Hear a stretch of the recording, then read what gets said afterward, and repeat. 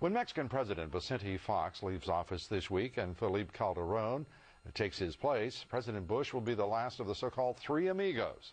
Bush, Fox, and of course Canadian Prime Minister Paul Martin were the originators of the so-called Security and Prosperity Partnership, which critics call nothing more than a North American union. It means open borders, commerce at all cost, and by the way, without the approval of either American voters or the U.S. Congress. Christine Romans reports. Waco, Texas, 2005. Under these three men, the Security and Prosperity Partnership was born. An effort, the governments say, to harmonize regulations and increase cooperation between three very different countries. The Mexican president in Cancun this spring. We need to elevate the competitiveness of our economies. And a new Canadian Prime Minister joining the discussions as this North American partnership barrels ahead, with departments and ministries of all three governments working quickly to integrate North America by 2010. The official progress report boasting, quote, implementation is on track. And now Mexico's new president, Felipe Calderón, widely expected to keep the progress moving.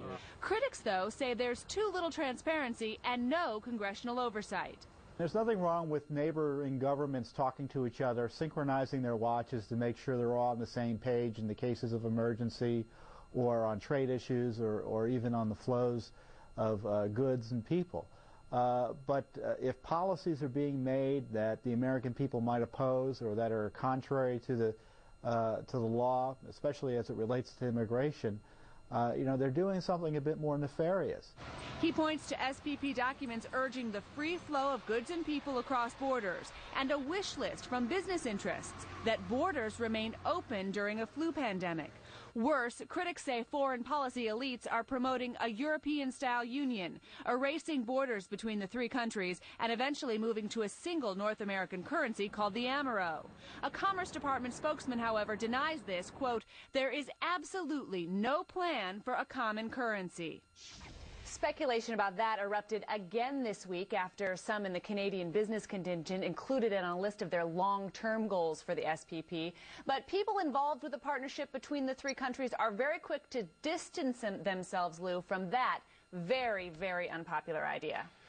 The fact is, and everyone watching you and that report tonight, for any American to think that it is acceptable for the President of the United States and this executive department of his government, his administration, our government, to proceed without the approval of Congress or a dialogue and a debate and a public voice from the people of this country is absolutely unconscionable. The defense of those folks who are saying that they're involved with the SPP is that they're not doing anything that would require congressional approval or voter approval. They're just harmonizing the regulations between the three countries. What they're doing is creating a brave new world, an Orwellian world, in which the will of the people is absolutely irrelevant.